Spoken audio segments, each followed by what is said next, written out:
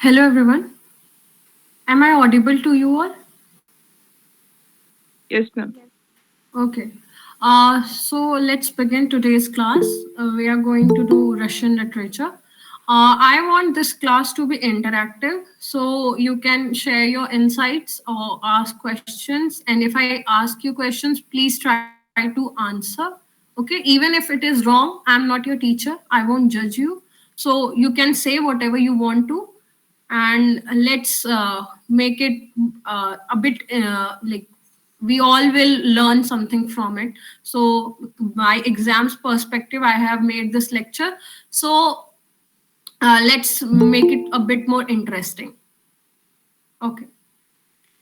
So, firstly, I'll start with what is Russian literature. I haven't given you a slide on it because that's not very much important when it comes to making slide. I'm not into making slides because I feel like I can share my knowledge more while I speak, and by writing it somewhere and then reading it out is not my thing. So I am like I'll tell you what is Russian literature from where it began. So like whenever we talk about world literature, the one of the most fruitful periods is about Russian literature. Okay.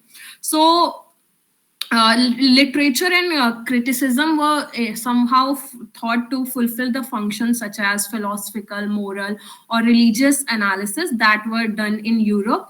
So, what happens that in Russia during that time, philosophical novel became very popular, and politics and literature began, and it became intimately connected. And writer and critique, what they did, they started looking as political prophets.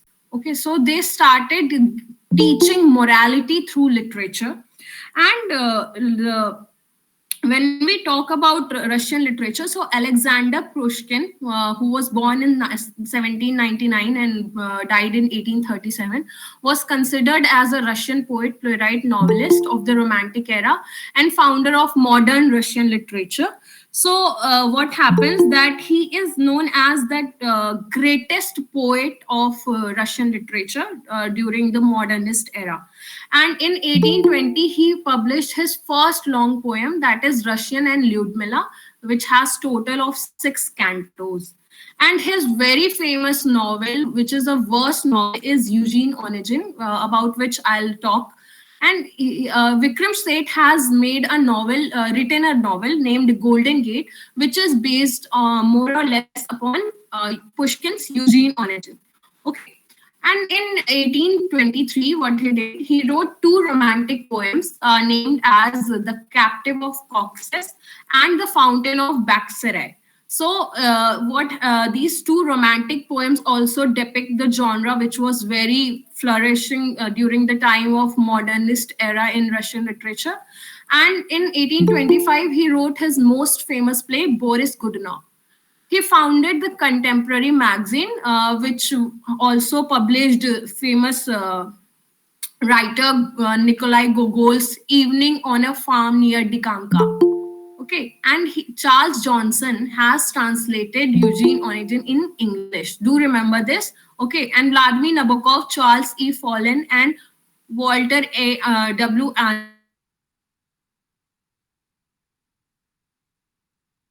Something more about Alexander Pushkin is that he is committed to these social reforms and these radical movements, which led him to get exiled. And he died in a duel with the lover of his beautiful wife, Natalia Goncharova. Okay, so these are some basic important informations about Alexander Pushkin. Now I'll, yeah, yeah, okay.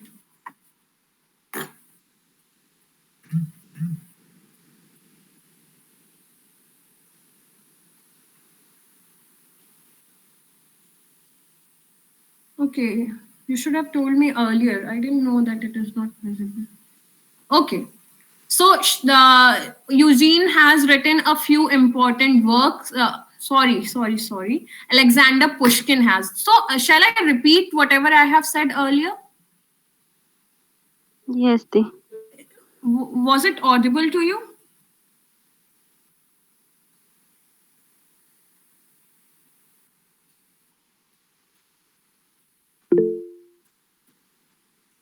So, shall I start once again or shall I continue?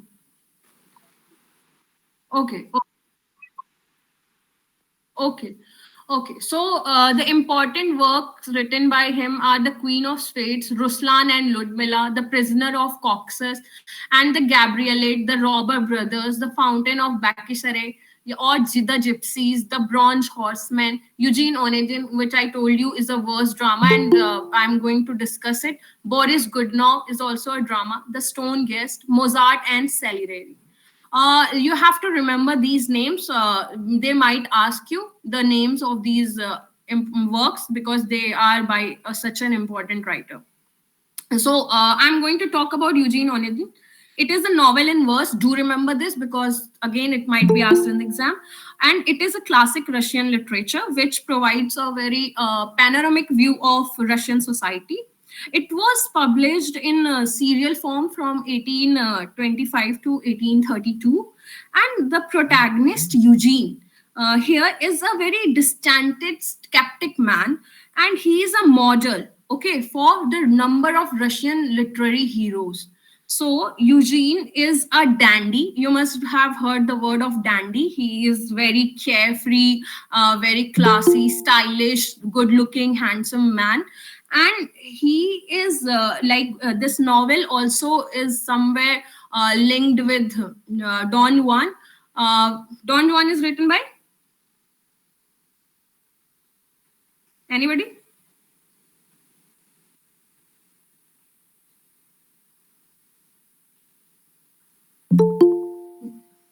Byron. Yes, very good, Byron. So, so I told you what happens that this Eugene is a man who is very stylish, classy, and when he goes and he meets a man named Lensky. This novel is set near 1820. So Eugene is bored and very he is a very rude man. You can say he is always concerned about himself, and his life is all about parties and going to balls, and he inherits a landed estate from his uncle and moves to country. And what happens there, he meets a boy who is his neighbor named Lensky, and Lensky takes Onegin to dine with the family of his fiancée Olga Lerina. He says that Lansky says that just come to me with my and meet my friend and my girlfriend. But Onegin doesn't want that. Eugene doesn't want that because Eugene has done it all over his life. So he feels as if these things are boring for him now. But somehow he goes there. And in the party, Olga Lerina, who is Lansky's fiance, he has a sister named Tatiana, and Tatiana, as soon as sees Onegin, she gets attracted towards him, and she starts professing her love in a love letter, but Onegin doesn't reply to it. And what happens that when they meet in person, this lady Tatiana asks, "Why don't you reply to my letter? And why didn't you tell me if you love me or not?" So, as I told you, Eugene is a bit rude man. So he said that he doesn't want to keep any contact with her, and asked her to be cautious in the future. Is what is known as one. So he says this dialogue: "Be cautious of in future of what is known as one." Okay, and what happens that Lensky has played a trick. He wants to invite Onegin, and there he says that it will be a small family function, but there are a lot of people, and they all are there for partying. So what happens? Onegin feels very angry with this, and what happens? He starts dancing and flirting with Olga Lerina. And Lensky, being a man, feels as if this is something wrong and challenges Onegin for a duel. And what happens? Lenski has never fought a war or duel in his life, and Eugene has fought so many wars and duels. And in that duel, Lenski dies. And what happens next? That Eugene leaves everything in the country. He's a rich man, so he leaves everything behind and goes to some another country and goes to travel abroad. One day, what happens? He goes in a party, and he sees a woman, and she is married to an aged prince, but she's a very beautiful woman, and she's dancing there and serving everybody in the party very gently. So after so many years, when he sees that woman, he feels kind of attraction towards that woman. And you know what, who's that woman is? Any guesses?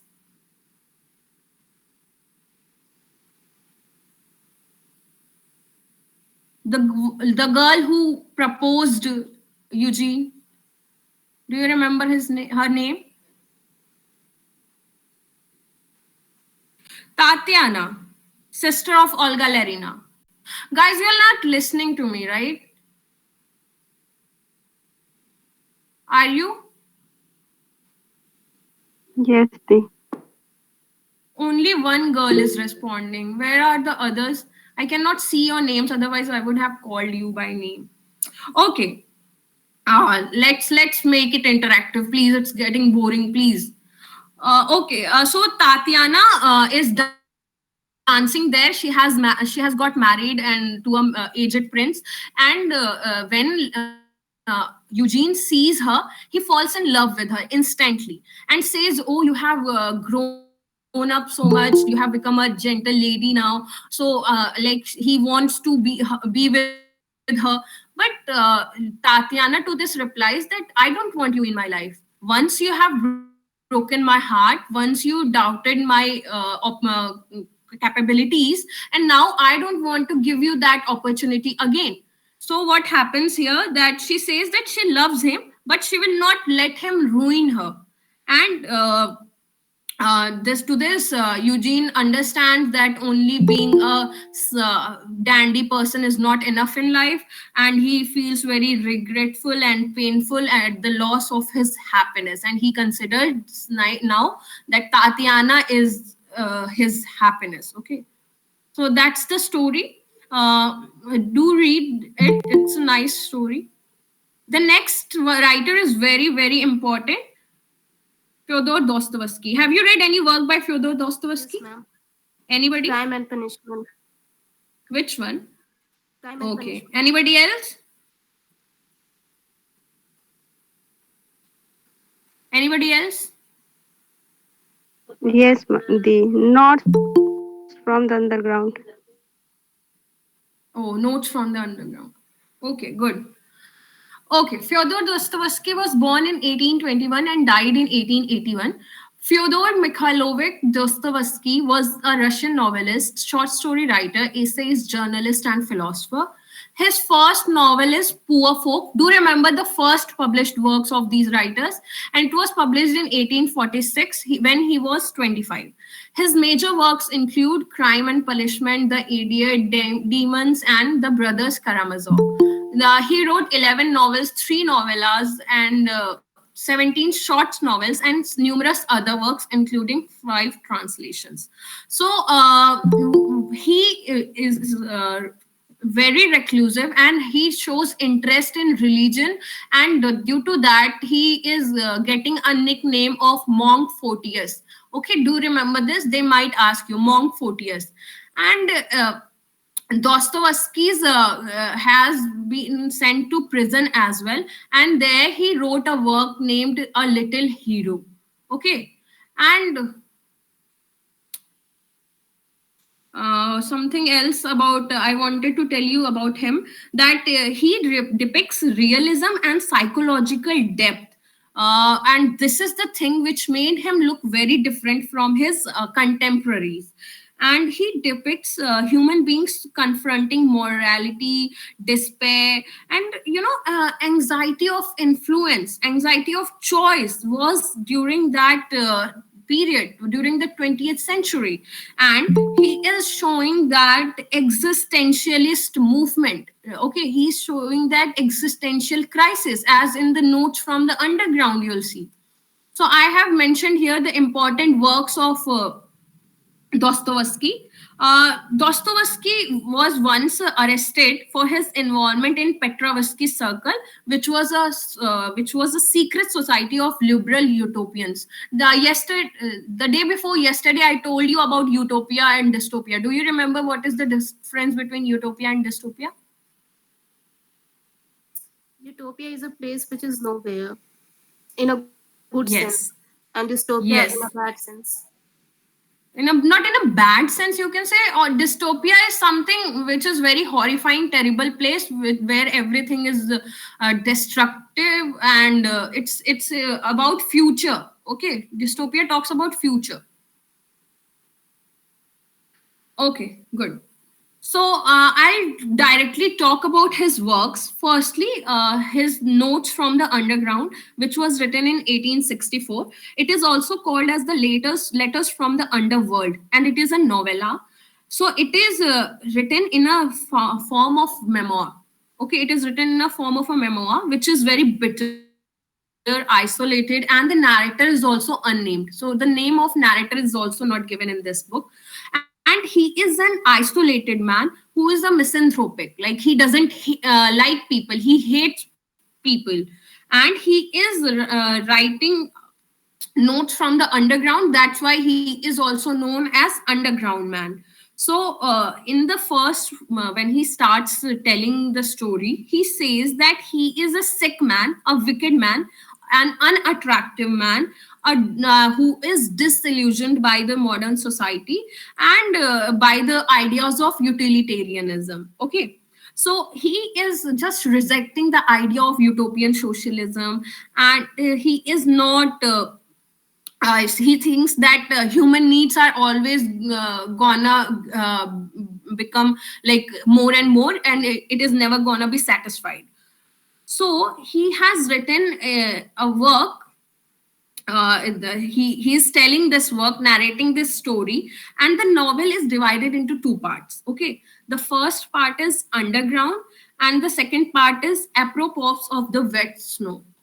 So in underground, what happens? The novel is set near around 1860, and it is the part in which the narrator's diary is revealed to us, and he is telling us that he is in a kind of weariness, intellectual weariness, and inactivity has caught him. Like, he is unable to do any work, and he is in suffering. He's suffering, and he doesn't have any kind of logic or reason to answer anything.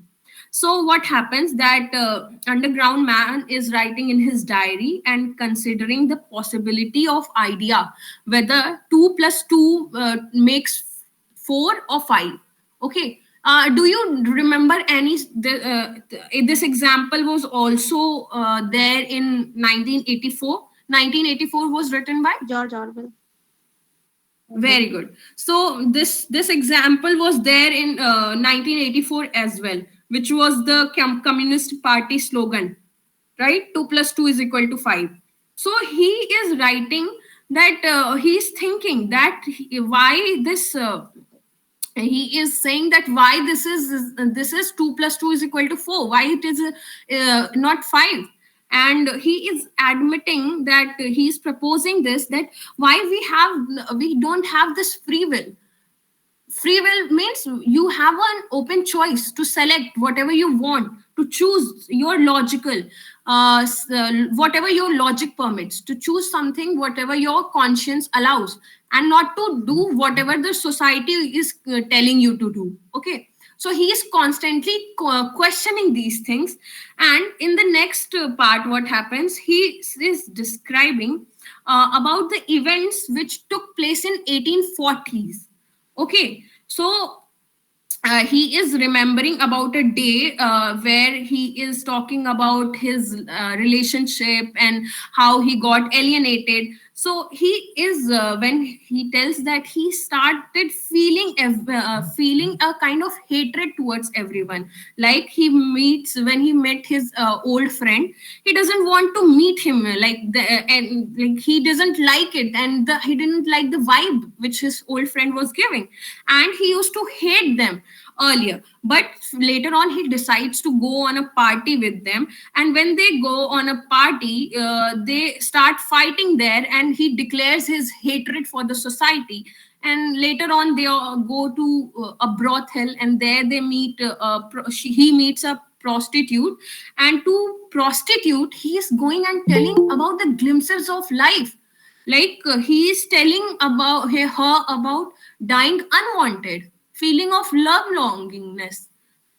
So he is talking to a prostitute about the ideas which he has kept somewhere developed in his mind, and now he is talking to her and telling her that how it will feel when he'll die unwanted. And then he shares his address and number with her, and then comes back. Then what happens, he one fine day he thinks that now I'll not write anymore, because I am unable to express whatever I have learned or whatever I have understood, because these exams these writings are examining his conscience, and it is questioning whether a writer is allowed to write whatever he is understanding, whatever he is perceiving, or not, whether he is thinking of anything and everything, and is he able to write the same thing in that manner. Okay, so what happens at the end, that in the end he is remembering a day where he will stop writing, and where he will die peacefully, and nobody will ever get to know about him, because he has remained undergrounded since long time. So nobody will ever know about him, nobody will ever think about him, and his story will be never heard by anybody. Okay. And Friedrich Nietzsche has admired this work and called it as the truth from the blood. Have you read Crime and Punishment? One girl told me. So, do you know the name of the major protagonist?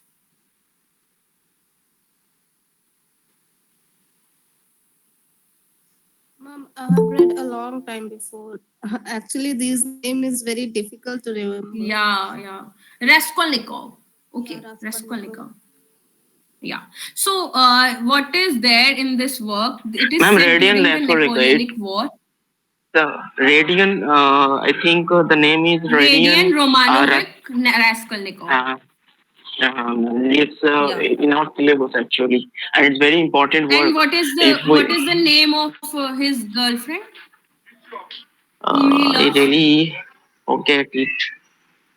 It's Sonia. Yeah, Sonia. And the name of his father, her father, who dies in an accident. Marmelatop. Yes, very good. Marvelada. And so Raskolnikov is a very poor student, and he has a friend named Razumukhin, and he lives in St. Petersburg. So what happens that after leaving the university, Raskolnikov had written an article titled "On Crime," and it was published in a magazine. So he argued in that work that some men are above ordinary human beings, like some have something extra in them, and they have the right to commit murder. Like some people are allowed to do murder because they are extraordinary, they are making things right. Okay. So what happens that Raskolnikov is constantly referring to Napoleon, because Napoleon had a daring ability and daring attitude to commit various acts in order to complete his plans. Okay, so see, these small references will lead to something big in the novel, which is in the upcoming plot. What will happen? One day, when Raskolnikov goes and sees that her landlady is not like, is taking a lot of money from everyone, and she is a pawn breaker, and she is not doing justice with everyone. She is just trying to make money out of everybody's problems, and she is somewhere, somewhere she is telling them that you give me money and I'll make use of it, and later on you'll get profit from this. So she is a pawn breaker. And what happens that when he do you remember the name of the pawnbroker? Alyona Ivanova. And she has a half sister as well, Lizaveta. Okay, so Raskolnikov thinks that if I'll kill this like lady, there will be no crime in doing that, because she is of no good to anyone, and she is moreover, she is making money out of everyone's miseries, and she is not doing justice with anyone. So what happens that he starts planning of murdering her. So after he does murder her, and after that he leaves unseen and undetected. And what happens that Raskolnikov falls in a feverish state and starts behaving very strangely, and he begins to feel guilty about whatever he has done. Okay, but he is like he starts arguing that whatever he did for something better. Later on, what happens that he meets a lady named Sonia, who is working as a prostitute to help her father Marmeladov in running the family, and he becomes sympathetic towards her. Earlier he hates Sonia for doing such work, but when he comes to know that why Sonia is doing so and so activity, so he starts feeling as if he is attracted towards Sonia, and he leaves some amount of money for Sonia. But later on, we come to know that Marmeladov has died in an accident. And what happens that here Raskolnikov is has committed the murder purely on logical grounds. Okay, and he is questioning the conventional morality, but he feels that that morality is trying to haunt him, and he doesn't get a escape from that. And what happens that he is when on being asked by Porfiry, who is a detective, he starts showing those expressions of being a murderer. And later on he confesses his murder, that he murdered that pawnbroker and his sister Lizaveta, her sister Lizaveta. And he goes and confesses it to Sonia, and Sonia suggests him to go and tell it to the policeman. So he goes and confesses it. He is sent to jail, but there also he is somehow convincing himself that whatever he did was not wrong, and whatever he did was not that bad, and the God will not punish him because he did something for the purpose of morality, for the purpose of humanitarian, for the sake of humanitarian grounds. Okay, so Raskolnikov is revealing his nihilistic attitude, in which he doesn't care about this societal bond or about the humanization which the society is propagating, as if you will be a good man if you do good things to other. Okay, and he thinks it to be other way around. If you are removing the bad things from the society, then also you are a good man. Okay, so Raskolnikov later on is sent to jail, and he is now reading Bible, and Sonia is along with him and giving him the lessons of morality, and he understands life, and he understands that Sonia is not just a prostitute. She is a lady, and she has done it because she has done that job because that was the time when her family was dying without bread. Okay, and that's what the need of an hour. So he understands life in a better way while he was in a jail. Okay, uh did I make sense to you?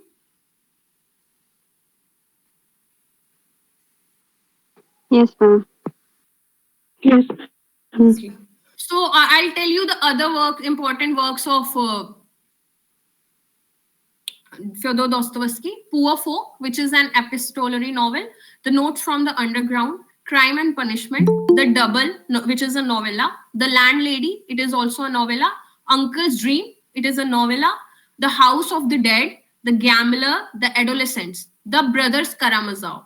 Have you read Brothers Karamazov? It is a very passionate philosophical novel, which is generally considered as the last novel of Dostoevsky, and it is depicting about the moral struggles which are set in the modernizing Russia. And here, what happens? The Karamazov brothers are. Can you name the brothers? Dmitry, Ivan, Alusha. Have you read this novel? Anybody?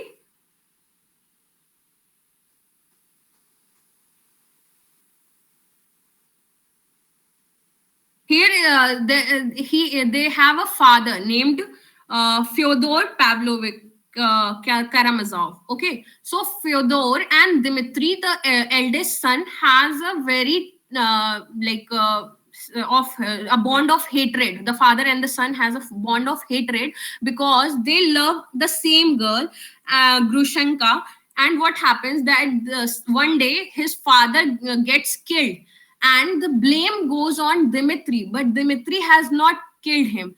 They have one half brother. Do you remember the name of half brother?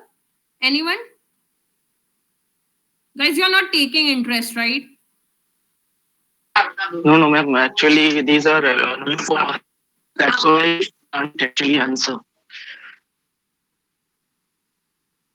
Okay, okay. So you haven't read it earlier. Yes, ma'am.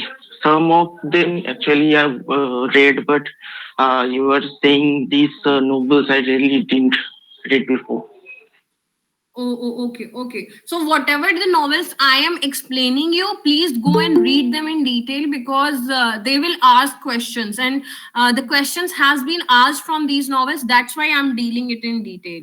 Okay. So Smerdyakov is the stepson of Petrovich, and what happens that he has killed his father because he got influenced by the ideas of his brother Ivan.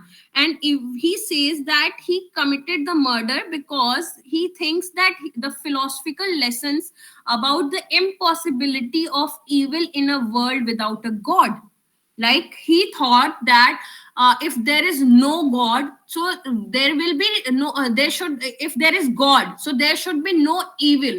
So he thinks his father to be to be such a devilish man because he was treating his own stepson as a servant.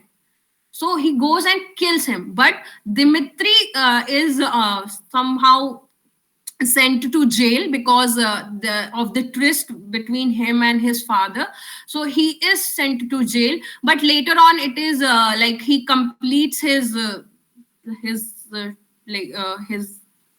what do we call that person who, tenure, he completes his tenure in the jail, and then he comes out and he starts living in a with a life as a monk because he understands that life is more than living such a with such a nihilistic attitude where you are constantly ignoring relationships, you are ignoring religion, you are ignoring the societal norms and beliefs.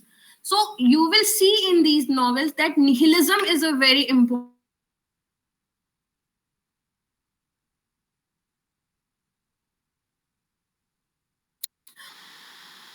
The next work I am going to talk about is the next writer I'm going to talk about is Leo Tolstoy.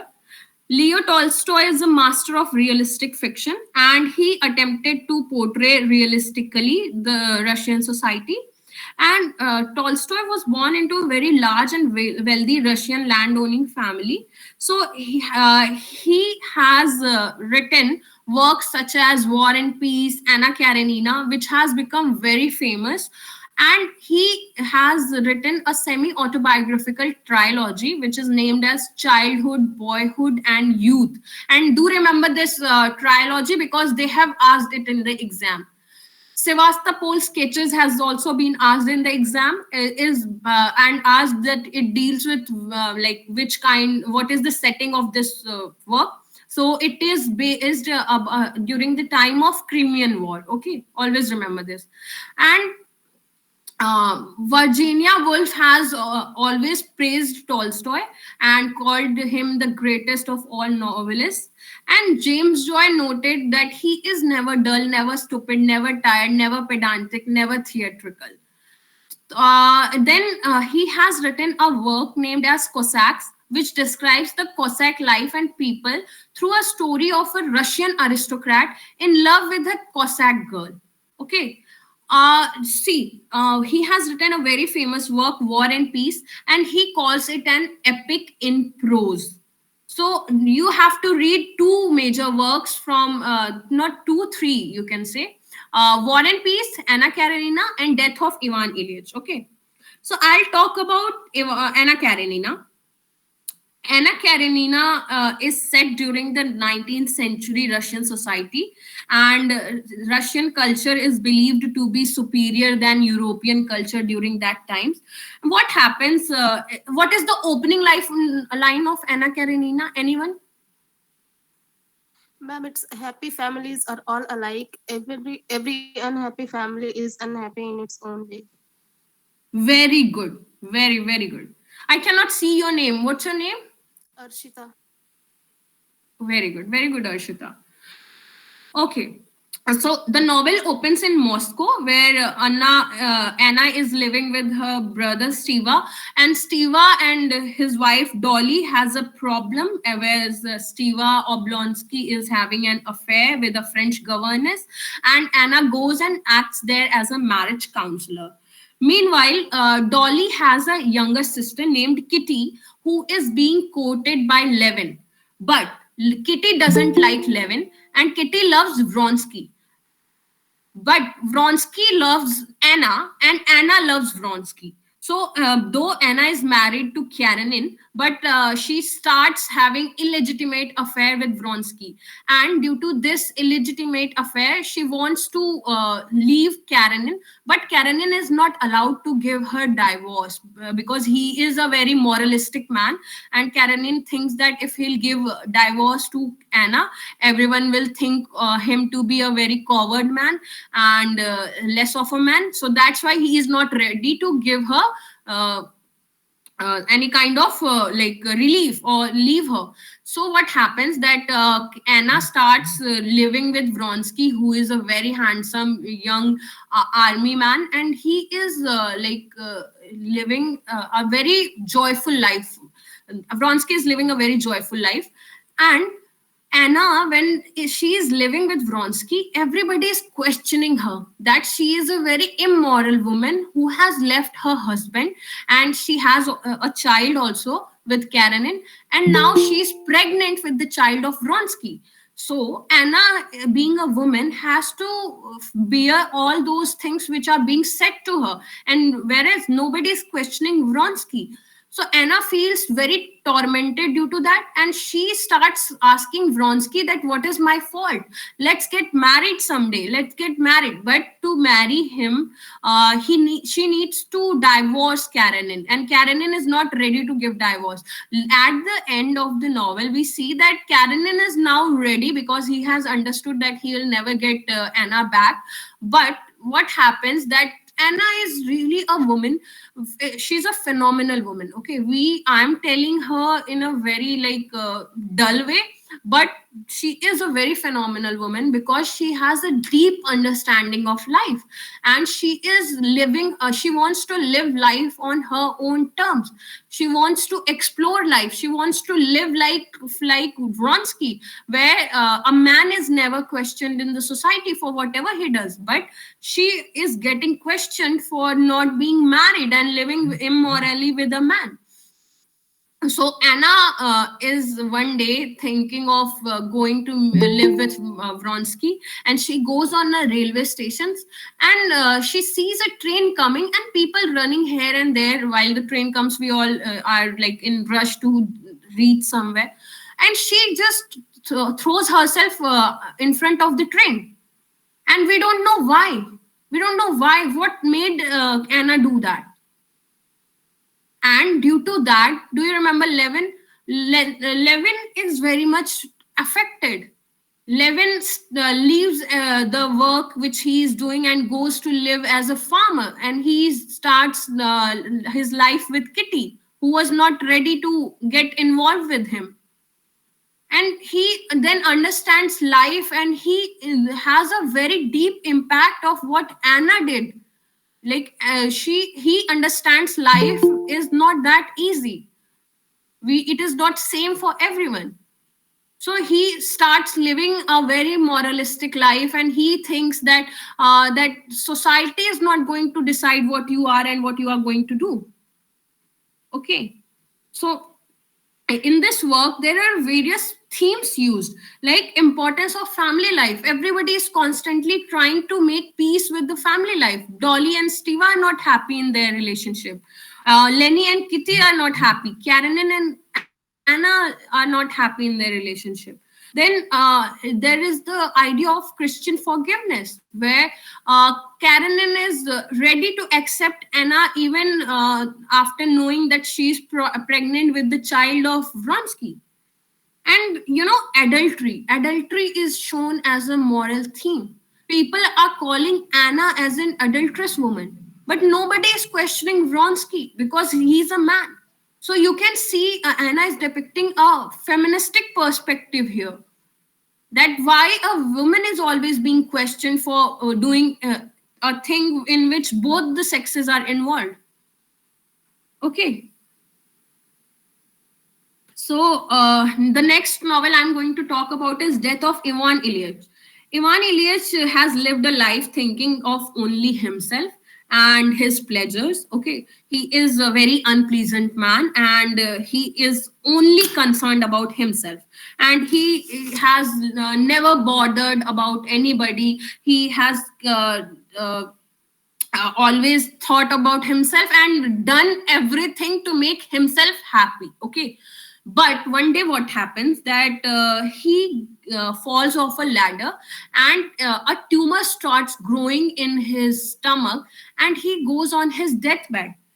And during this long and painful process of death, Ivan dwells into the idea of into this idea that what he does and why, what he did and what he did not do, that's why he is getting such kind of treatment, why the death is so painful to him, why he is suffering so much.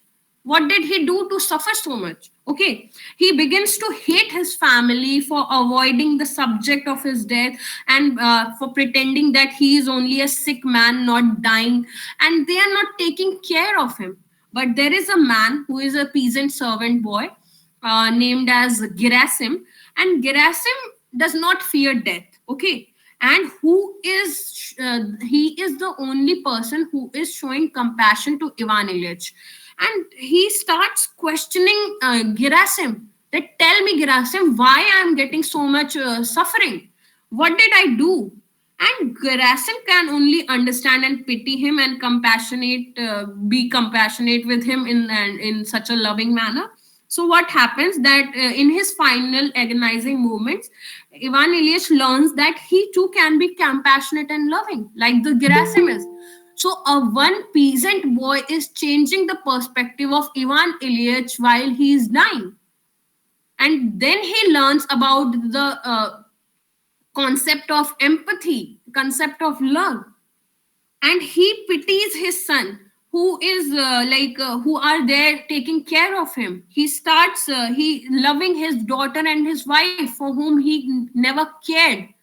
Okay, and he starts hoping that death will release them. He starts looking at death as something which will bring peace in his life, earlier he didn't want to die because of his wealth, and he did not live his life fully, or he did not enjoy his part.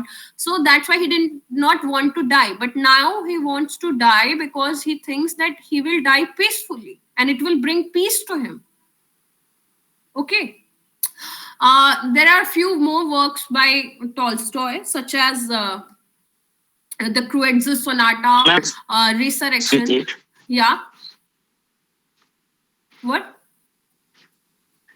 This novel you are saying that Tolstoy uses Ivan's death to force the reader to confront their own morality and the nature of existence. And the novella actually Yes. considered, I Yes. think, as far I know, the masterpiece, Your voice is classic. breaking for me. Is it breaking for everyone? Am I audible? Yeah, your voice is breaking. Am I audible? Yes, ma'am. Now am I Yeah. audible? Yes, yes. Okay, actually, the novella is considered masterpiece of Russian literature. It's very important, and also a War and Yes. Peace by Yes. Tolstoy, and yeah, Yes. classic work by existentialist fiction. I think. Yes, yes. This And point is see, actually very death of Ivan important. Ilyich. Yes, Yes, ma'am. yes. Death of Ivan. Tolstoy uses Ivan's death to force the reader to confront their own morality and the nature of existence. Morality in death.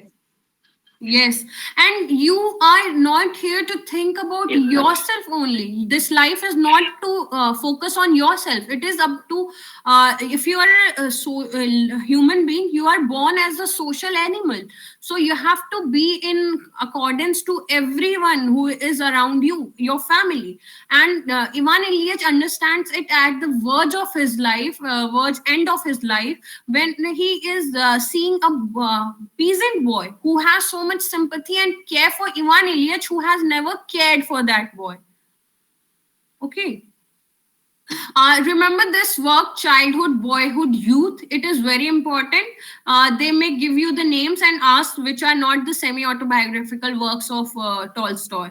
Then family, happiness, the forged coupon, Haji Mudrat, the raid, Sevastopol sketches, the snowstorm, where love is God is, the three hermits, the grain, the power of darkness, the fruits of enlightenment. Now, the last novel for today is Maxim Gorky.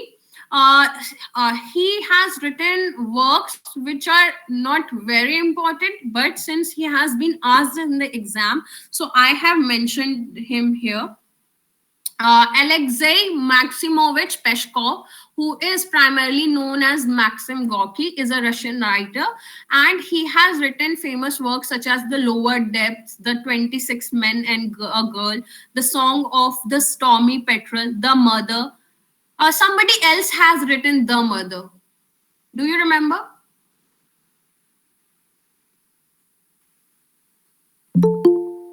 At the end of this paragraph, it is written.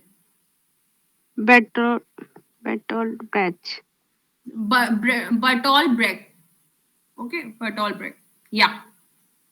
So Gorky wrote the memoirs of Leo Tolstoy and Anton Chekhov. He wrote for the newspaper under pseudonym Jehudiel Khalamida and Gorky. Okay, and Bertolt Brecht has written The Mother, which is based on Gorky's The Mother. Okay, remember this.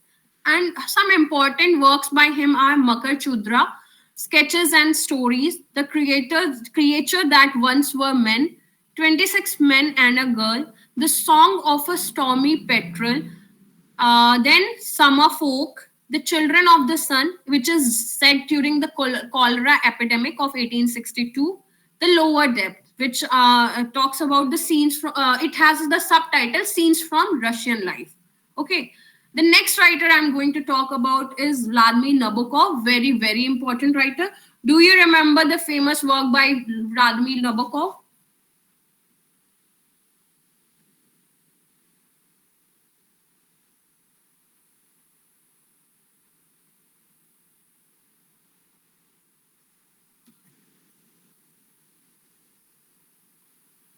It's given here. Guys, what are you Lolita. doing?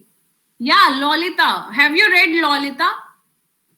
If you haven't read world literature, don't think that you are doing something very good by leaving the whole world literature, because these are masterpieces and they have asked questions based on these books. Not once, not twice, but so many times. So read these things, okay? That's why I'm bringing classes. That day also I did on Canadian. Now I have started Russian. I was thinking of taking a class on German. Excuse me. So do That read these novels, these works. Somebody is saying something?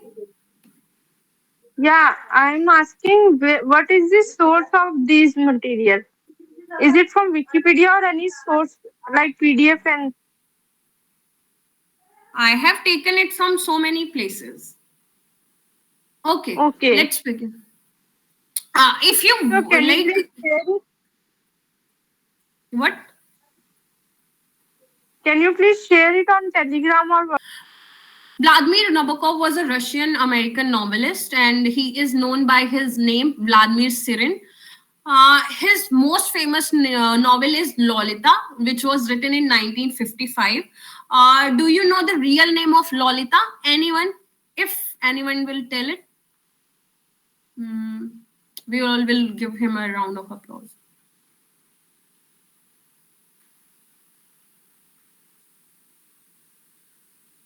Or the real name of the narrator of this novel.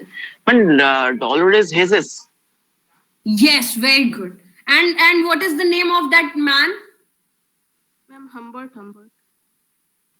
Very good, very good. Yes. See, you are so Lolita. So there Pale is a Fire, ma'am. Also a important work, Pale Fire, by Pale the Fire. writer That's why I have Vladimir. shown you the picture, right? That's why I have put the picture of Lolita here. Okay. Lolita is a very grotesque parody. It is a farce. It is a novel which has about a topic of a passionate feelings of a grown man. Uh, just wait for yeah. It is. I was checking whether the power is cut or not. Okay, so it is about it is about the passionate feelings of a grown man towards a pubescent girl who is of 14 years of age, so 17 years. Sorry. 14 or 17. I'm a bit confused. 13. She was 13. 12 is Annabelle Lee, whom he fell in love earlier. Yeah, she by the time she gets pregnant, she's 14, and when the novel starts and he starts telling, she's of 12, right? Yeah. So what happens here, that the novel is being told by a psychiatrist, and he is treating a man who has written this narrative, and his name is Humbert. So do you know what do we call that person who has feelings for little kids or younger people? Is it pedophile? Do you know? Yeah, pedophile. Very good. So Humbert is showing the traits of being a pedophile. When he was 13, he fell in love with a girl named Annabelle, but she died of typhus 4 months since they started dating or something. So from there, he wants to feel this sexual urgency, okay, and he has a kind of attraction towards younger people. Do you remember one work by Thomas Mann in which he has also talked about something like this?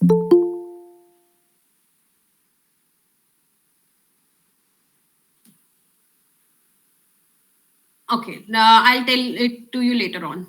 So what happens here, that Humbert goes and takes place as a tenant in the house of Lolita, or Charlotte Hayes, the mother of Lolita, or Dolores Hayes.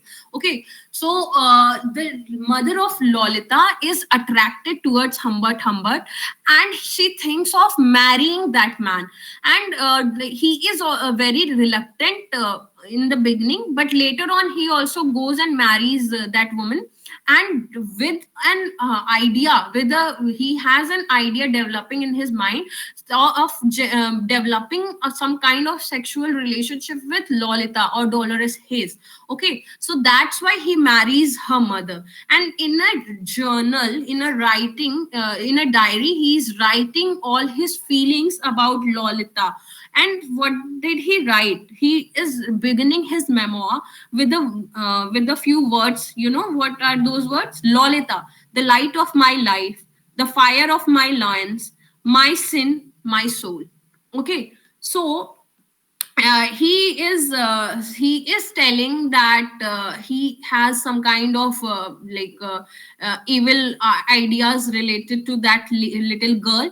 And what happens when her mother comes to know about this? She starts shouting on Humbert and calls him as a pervert and as a monster. And suddenly we come to know that she has died in an accident, and Humbert feels very great about it. And Lolita has gone during that time in a camp, and he goes suddenly there and takes the charge of Lolita by saying that I am the father of that little girl. And he takes her on a trip, and then they go and discover various places, and he starts giving her sleeping pills.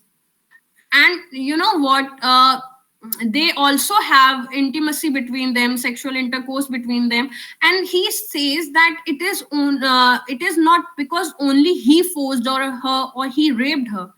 He says that it was consensual, because Lolita also wanted to do it. And when Lolita comes to know that her mother has died, what she does, she runs away, and she wanted to become an actress. So she runs away with Queer Quilty. And Queer Quilty is a man who asks her to work in a porn film, okay, in a pornographic movie. So from there, she gets rescued somehow, and she marries a man, and she gets pregnant after a few years. So when after 5 years, when Humbert finally meets her, she has developed into a fully grown woman and pregnant with the child of her husband. So Humbert now sees Lolita, and Lolita is in a very poor condition. She is having no money. So Humbert tries to give her some money, and then comes back. And later on, he has gone mad because he didn't get Lolita for like his lifetime, and he goes and he murders Quelty. Okay, and that's why he's being sent to jail at the end. And in the jail, he has been declared as a man who needs psychiatric treatment. That's why he is in a mental hospital, and there he's writing this book, and he is narrating the story to the psychiatrist. Okay, then I'll talk about the next work, Pale Fire. Do you remember anything about Pale Fire? How many lines it is of how many lines? 999. Very good. Triple nine, So ma'am. it is, yes, it is a novel by Vladimir Nabokov, but novel presented as 999 line poem titled as Ma'am, Pale it's a Fire. poem, right? No, I think it's a poem, no? it is a Oh, it's a novel, novel. but it is Oh. presented as a poem. Okay, do remember this. And they have asked in the exam as well. So they have asked this in the exam as well. So do remember this. And it, Like Canterbury Tales, yeah, as if it is like a poem, but it is a novel type. yes, and it has been written in a fiction. It has been written by a fictional poet named as John Shade, with a foreword and a very lengthy commentary, you can say.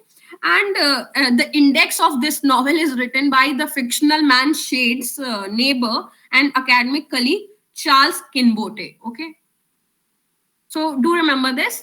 They might ask you in the exam.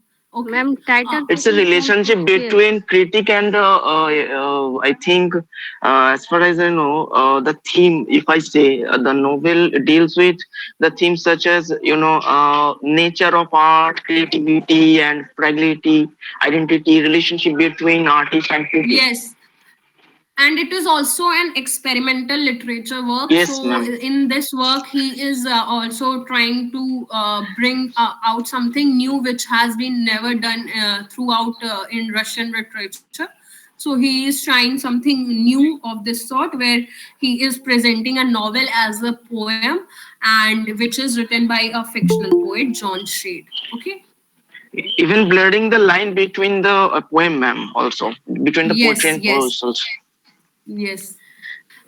And some famous important works by Nabokov are The Real Life of Sebastian Knight, The Bent Sinister, Lolita, okay, and he did translation of it in Russian also.